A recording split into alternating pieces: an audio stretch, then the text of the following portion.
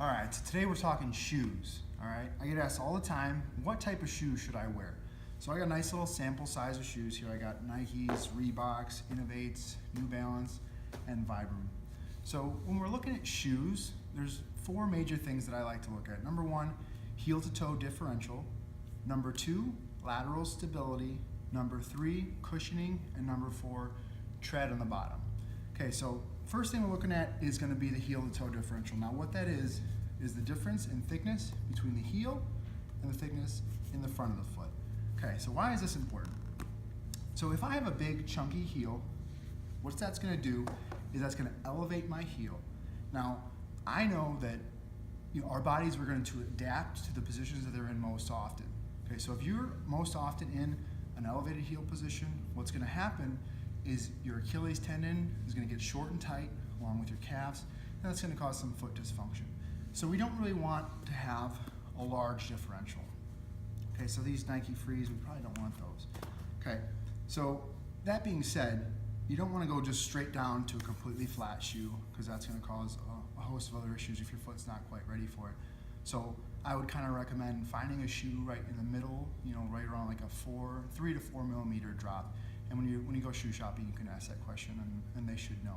Okay, so secondly, what we're looking at is lateral stability. So that means the foot inside the shoe, as we're moving side to side or laterally, the foot doesn't slide off. Okay, so shoes like those Nike Frees that will kind of like slide off like this when you make cuts and things like that.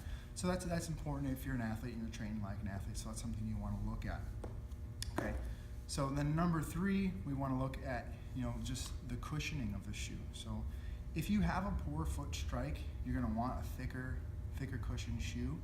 If you have perfect flawless striking, then a flat shoe with not minimal support is going to be good for you.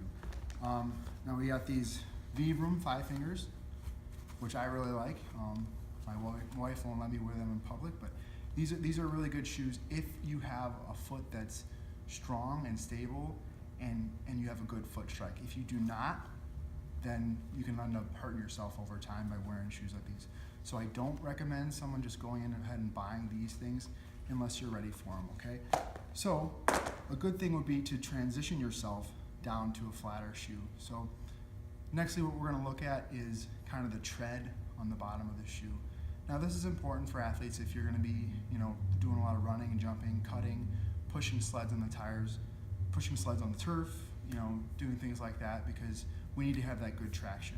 Now if you're just going straight ahead running, that doesn't matter quite as much, okay? So we're gonna look at what's going on in the bottom of that shoe. Is it got good nice tread that's gonna give us good grip on the ground, or is it smooth and it's gonna let our feet slide all over? Okay, so now we're left with these three shoes that I really think are pretty good for just about anybody. So we'll go to the New Balance Minimus. These are trail running shoes, so really light and flexible. They have good tread on the bottom, but these are, I want to say, a 3 millimeter drop, so it's a nice transition shoe. So if you're running on the trails or even on the road, this is a good shoe for you. Next, we'll go with Reebok CrossFit Nano 2. I think this is probably the best all-around shoe that I've found. It's got good lateral stability, a 4 millimeter drop from heel to toe, so a really good shoe for really anybody. And they're good for good track on the bottom for pushing sleds and doing things like that. Good for weightlifting, jumping, running. I would say long distance runs, these are probably not the best shoes, but those middle distances, these will get along just fine for you.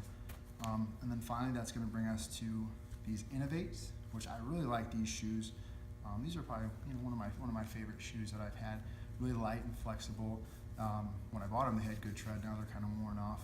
I would say the one downfall to this is that lateral stability that we talked about. So all in all, a couple good pairs of shoes, something for you guys to think about. So when you're buying those shoes, kind of look at, what am I going to be doing with those shoes? Am I going on long distance runs? If so, then I just don't really care so much about that lateral stability, and I don't care so much about that tread. So we want to look more about that heel to toe differential and the cushioning, okay? Now, if you're in the gym doing a lot of weightlifting and things like that, then look for maybe a flatter shoe, something that's real versatile like these. Now, I like for distance runs, I really like these Innovates. They're great because they're just kind of all around good shoe.